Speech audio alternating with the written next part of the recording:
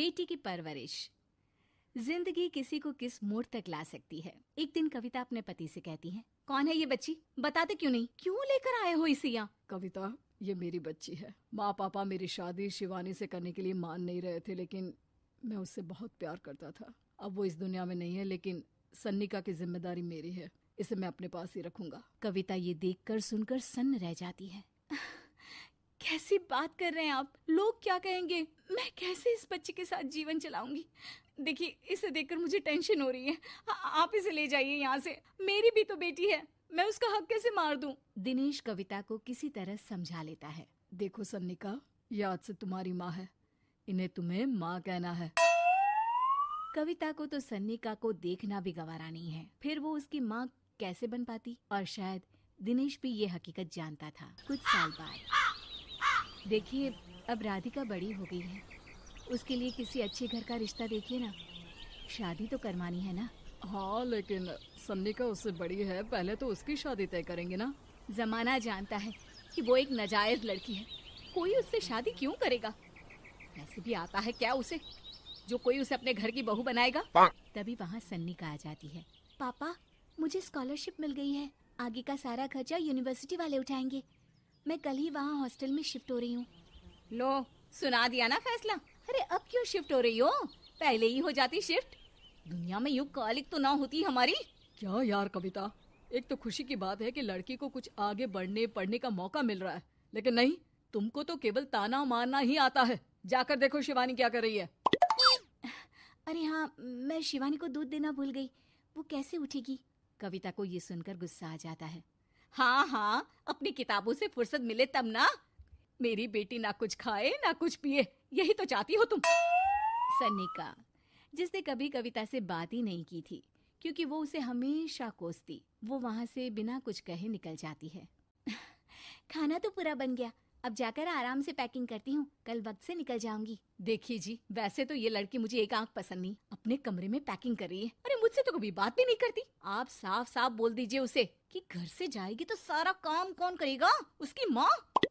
माँ का नाम सुनकर सन्निका भी वहाँ आ जाती है। नहीं, वो कैसे करेंगी, वो तो मर गई है ना। उस मनहूस औरत को मेरे घर में याद करने की कोई जरूरत नहीं है, समझी? वैसे भी ना होते हुए भी तेरी शक्ल में लगता है कि वो हमारे बीच में ही है हमेशा से। तो ठीक है ना, जब जा रही हूँ तो क्यों प्रॉब्लम हो रही है आपको? सन्निका घर से निकल रही थी। कविता ना चाहते हुए भी सन्निका को रोक लेना चाहती थी, और वजह थी सिर्फ उसकी सोशल लाइफ का डिस्टर्ब हो जाना। किटी में कविता की सहेलियाँ कहती हैं, क्या बात है, तू परेशान सी लग रही है, सब ठीक तो है ना?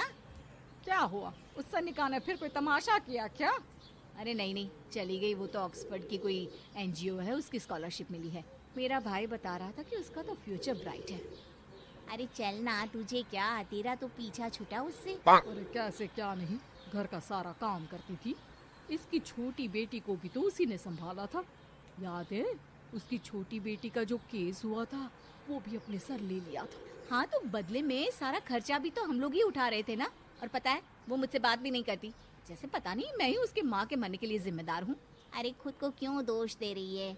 तूने जो किया शायद कोई नहीं करता। कविता को समझ में नहीं आ रहा था कि उसके साथ ऊपर वाले ने ऐसा क्यों किया। वो शाम को घर आती है। आज तो बहुत खुश होगी तुम, एक बला से छुटकारा मिला ना तुमको। बेचारी की जिंदगी नरक बना कर रखी थी। वो तो कहते हैं ना, ऊपर वाला सब देखता है। देखो, चुन लिया उसने अपना रास्ता। कविता का मन तो करता है कि वो पति को सब कुछ सुना दे, लेकिन सामने सास खड़ी होती है। ये तो है, बेचारे को खाना बनाने से लेकर घर के सारे काम करने पड़ते थे। बाहर का भी कोई काम होता तो वही देखती। अब देखते हैं घर का काम कैसे होता है। तभी कविता की बेटी उसके लिए चाय लेकर आ जाती है। लो माँ चाय, कैसी रही किट्टी? अच्छी थी बेटा, खाने में कुछ बनाया है क्या? हाँ, सन्निका दीदी जैसी ही सब्जी बना दी है, आप रोटी बना लो। और हाँ, कल मैं चली जाऊंगी इलेक्ट्रिक बिल और राशन लाने के लिए। अच्छा अच्छा, पैसे मैं दे दूंगी। सन्नी का कार्ड दे गई है ना? हाँ माँ, एक कार्ड तो देकर गई है। अरे चोर नहीं थी वो, मेरे बेटे का ही खून है। पता नहीं कितना घमंड भरा है इसमें। अरे छोड़ो ना माँ, जिसको जो बनना था वो बन ही जाएगा। अच्छा माँ, कल चलना है उसके कॉलेज में, सभी पेरेंट्स को बुलाया गया है। अब कविता तो जाने से रही, तो हम ही साथ चलते हैं। हाँ बेटा, उस बिन माँ की बेटी का है ही कौन। अब क्या था, कविता का गुस्सा फूट पड़ता है। हाँ, आप लोगों के जैसे तो इंसान नहीं देखे मैंने। अरे मेरे सामने ही अपनी नाजायज बेटी को लाकर बिठा दिया।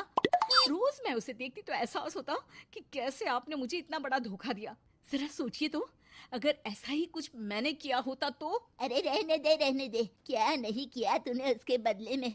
उस मासूम के साथ क्या क्या करती थी सब जानते हैं हम। अरे छोड़ो ना माँ, ये तो एक बात लेकर बैठ जाती है। चलो सोने चलते हैं। अगले दिन दिनेश और उसकी माँ सन्निका के कॉलेज में जाते हैं। कैसी हो बेटा, मेरा नाम रोशन करना। जरूर पापा, ये ले बेटा पैसे रख ले। नहीं, वो कविता ने काट दिया है। अरे बेटा, वो माँ है तुम्हारी, उसका नाम क्यों लेती हो? अरे हटाओ भी, क्या ही क्या है उसने इसके लिए, क्यों माँ बोले। तभी वहाँ सन्निका की टीचर आ जाती हैं। सन्निका की माँ नहीं आई?